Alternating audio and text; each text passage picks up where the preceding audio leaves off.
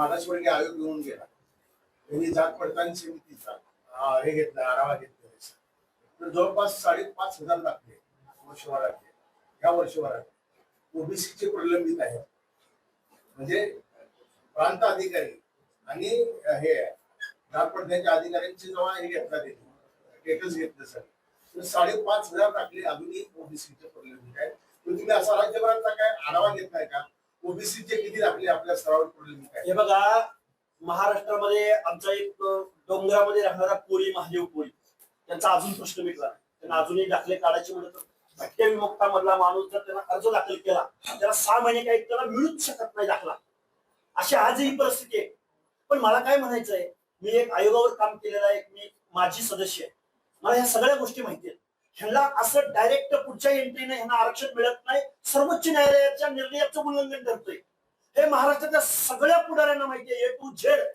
मग यांनी काय सुरू केलं की पुण्याचं काय ना एक डॉक्युमेंट आणायचं. गावात एका आडनावाच्या माणसाचं डॉक्युमेंट मिळालं की दुसरं फेक फर्जी अकाउंट.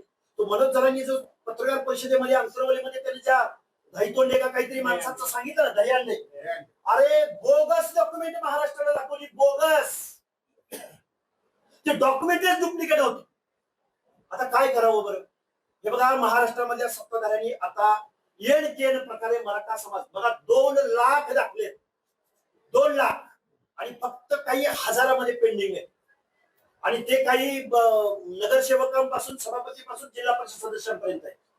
मग आता दबाव टाकून हे जे रद्द झालेले आहेत, म्हणजे जो माणूस रद्द करेल त्याच्यावर दबाव, प्रेशर क्रिएट करण्यासाठी हे सगळं संविधान विरोधी, जात बदलून आरक्षण चोरणं, आरक्षण चोर म्हणतात, आरक्षण चोर.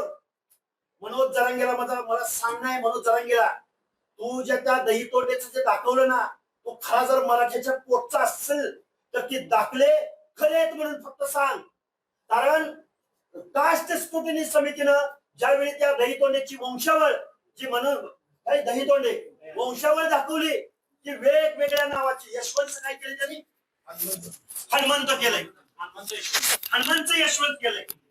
म्हणजे हनुमंत आहे हे मोडी लिपीचं ट्रान्सलेट करणाऱ्या 4 लोकांनी सांगितलं की हे हनुमंत आहे, आणि एका माणसाने सांगितलं की हे यशवंत आहे.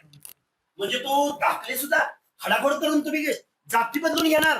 अरे सामाजिक मागासले पण हे जन्मानं आलंय, जन्मानं. आम्हाला आमच्या शेकडो वर्षाच्या काळात आमच्या ओबीसी भटक्यांच्या लोकांनी तो सामाजिक दुजाभाव सहन केलाय, म्हणून संविधानानं आम्हाला आरक्षण दिलंय.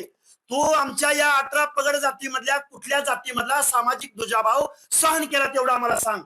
मुख्यमंत्री महोदयांना आम्हाला प्रश्न विचारायचा आहे. दौंडच्या नगराध्यक्ष जगदाळे कुटुंबियामधल्या जगदाळे कुटुंबियांचं ब्लड रिलेशन हे नेपाळच्या राजघराण्याशी आहे.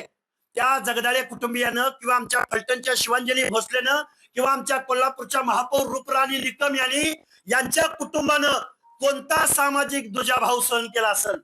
आमच्या बलुत्या अलुत्या मधला कुठला नावी गेले, कुठं कुठल्या बेळात लपून बसले गाव पक्ष पार्टी नंतर. इथं जातीवरनं बोललं जातंय, रंगावरनं बोललं जातंय, दिसण्यावरनं बोललं जातंय. हा वर्णविद्वेष नाही का? मनोज जरांगे मुख्यमंत्र्यांची आईमाई काढली जाते. एकनाथरावजी शिंदेना पण तसंच बोललेले. आम्ही म्हणत नाही फक्त ओबीसी. या मनोज जरांगेंनी पहिल्यांदा काय केलं, माननीय छगनरावजी भुजबळांवरती ते बोलत राहिले. नंतर कुणावर बोलत राहिले तर मुख्यमंत्री देवेंद्र फडणवीस साहेबांवर बोलत राहिले. नंतर कुणावर बोलत राहिले, कंपनीचा 76% महसूल हा शासन भरतय, त्याला 12% सर्व्हिस टॅक्स दिला जातोय. 1 लाख नोकऱ्या शासनाच्या समाज कल्याण विभागापासून ग्राम विभागापासून ते शिक्षण विभागापर्यंत महाराष्ट्राची सगळ्या नोकऱ्या. आम्ही म्हणतोय यार आमचे डॉक्टर झाले, आमचे इंजिनियर झाले, आमची पोरं अभ्यास करतायत, आपण तुम्हाला नोकऱ्या कुठे मिळणार, कधी मिळणार? कारण प्रसाद लाडच्या क्रिस्टल ग्रुप ऑफ कंपनीजनं 1 लाख रोजगार पळवलेत. तिथं आरक्षण पाळलं जातं का मुख्यमंत्री महोदय? माननीय बाळासाहेबजी आंबेडकर, वेगवेगळ्या दलित संघटनांना माझी विनंती आहे, तुम्ही आरक्षणाच्या उपवर्गीकरणावरून या महाराष्ट्रामध्ये 2 समाजामध्ये भांडणं लागलेत. अरे पण तुमच्या नोकऱ्या या प्रसाद लाड हरामखोर माणसाच्या कंपनीने सगळ्या नोकऱ्या वाटले. कशासाठी तुम्ही आरक्षणासाठी भांडताय? काय चाललंय नक्की महाराष्ट्रामध्ये? आणि हा प्रसाद लाड म्हणतो हाकेला ठोकून काढतो, तू मुख्यमंत्र्यावर बोलून दाखव, तुला ठोकून काढतो. आणि मग हा मनोज जरांगे आय माईक काढत असताना तू काय करतोयस नक्की? म्हणजे आम्ही ओबीसीच्या माणसाने, दीनदलिताच्या माणसाने जर काही बोललं तर तू ठोकायची भाषा करतो. आणि हा मनोज जरांगे रात्रंदिवस चंद्रशेखर बावनकुळेची आई माई काढतोय, मुख्यमंत्र्यांची आई माई काढतोय, आमच्या मुंडे बंधू भगिनींना वाईट भाषेत बोलतोय, छगनरावजी भुजबळांना वाईट भाषेत बोलतोय. तू काय करतोय नक्की? या महाराष्ट्रातलं आम्हाला कधी नव्हे ते सगळे आमदार जरांगीला घाबरतात. नक्की काय चाललंय?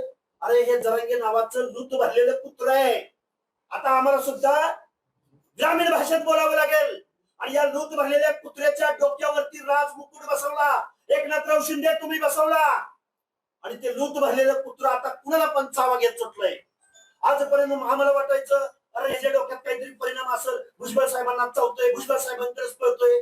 पण ते मुंडे बंधू भगिनीकडे गेलं, पुन्हा तिकडून कुणीकडे गेलं, माननीय मुख्यमंत्री महोदयांकडे गेलं, पुन्हा कुणीकडे गेलं, आता एकनाथरावांकडे गेलं, आणि आज कुणाकडे बोलतोय तर बावनकुळे साहेबांकडे बोलतोय. नक्की काय चाललंय या महाराष्ट्रामध्ये? खूप काही बोलता येण्यासारखं आहे. पत्रकार बांधवांना तुम्ही प्रश्न विचारा, आम्ही उत्तर देऊ. मराठा समाजाला सरकारी नोकरी आणि शिक्षणात 10% आरक्षण मिळण्यासाठी गेल्या वर्षभरापासून सुनावणी सुरू आहे. आता त्यांची बदली झाली कोलकाता उच्च न्यायालयामध्ये. मराठा पुढची भूमिका काय ती? हे बघा, न्यायालयामधलं जे काय आहे, कुणाची बदली, कोण न्यायालय, हे काय आपल्या हातातली गोष्ट नाही. पण मुळात असं आहे की महाराष्ट्र शासन एका बाजूला 10% प्रयत्न करत आहे. नोकऱ्या होल्ड केल्या गेलेल्या 10% रिझर्वेशन संदर्भात. मला महाराष्ट्राच्या मुख्यमंत्री महोदयाने एक प्रश्न विचारायचा आहे. ईडब्ल्यूएस मध्ये पण हे जाऊ शकतात, एससीबीसी मध्ये पण हे जाऊ शकतात, ओबीसी मध्ये पण यांना येण्यासाठी. अरे तहसीलदार लोकांनी, तहसीलदार प्रशासनातल्या तहसीलदारांनी स्टेटस ठेवलंय की कुणबी दाखला काढण्यासाठी काय काय लागतं. म्हणजे शासन पुरस्कृत प्रोग्राम आहे दाखले वाटण्याचा. अरे आमच्या भटक्यामधल्या, ओबीसी मधल्या, बलूच तालुक्यामधल्या, एससी एसटी मधल्या, अल्पसंख्याक मधल्या एखाद्या माणसानं जर दाखला काढायला अर्ज दिला तर 6-6 महिने आम्हाला खेटे घालावे लागतात. आणि शासन म्हणतोय, शासन एक तहसीलदार आहे, त्या तहसीलदाराचा मी स्टेटस दाखवतो तुम्हाला. त्या तहसीलदारानंच ठेवलंय की हे कागदपत्र घेऊन या आणि दाखला घेऊन जावा. काय चाललंय नक्की? मुळात नोकऱ्या पर्याप्त प्रतिनिधित्व नसेल तरच रिझर्वेशन मिळतं. ही बेसिक लाईन आहे, बेसिक. राज्य मागासवर्ग आयोग अलाउ करत नाही मराठा समाजाला ओबीसी मध्ये. सुप्रीम कोर्टाचं जजमेंट मराठा समाजाला ओबीसी मध्ये अलाउ करत नाही. पण कुणब्याचा दाखला, खडाखोड करून दाखला, ते निर्गम बुक असतं त्याच्यामध्ये, अहो शाळेमधलं 7वीपर्यंतची शाळा असते, त्या शाळेमध्ये जाऊन दप्तर हिसकावून घेऊन त्याच्यामध्ये मराठा समाजाच्या समोर पुढे जागा असेल तर कुणबी. अरे निर्गम बुक असेल किंवा वेगवेगळी दप्तर असतील, त्या दप्तरामध्ये खाडाखोडी केलेत.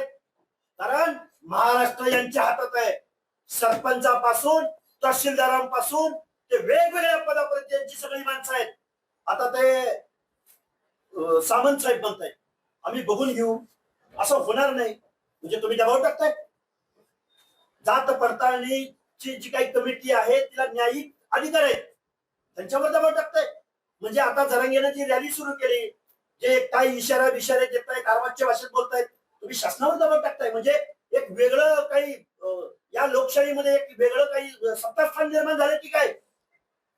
आणि अशा पद्धतीचं होत असताना सत्ताधारी काही बोलत नाही आणि विरोधातही काही लोक बोलत नाहीत. आणि दुर्दैवाने खेदाने नमूद करतो की ओबीसीचे 9 मंत्रीही काही बोलत नाहीत. या 9 मंत्र्यांनी एकदा या ओबीसी बांधवांना येऊन पुढे सांगावं. वेगवेगळ्या समाजातले हे मंत्री आहेत, त्यांनी पुढे येऊन सांगावं हाके बोलतोय ते चुकीचं बोलतोय असं तरी सांगा एकदा.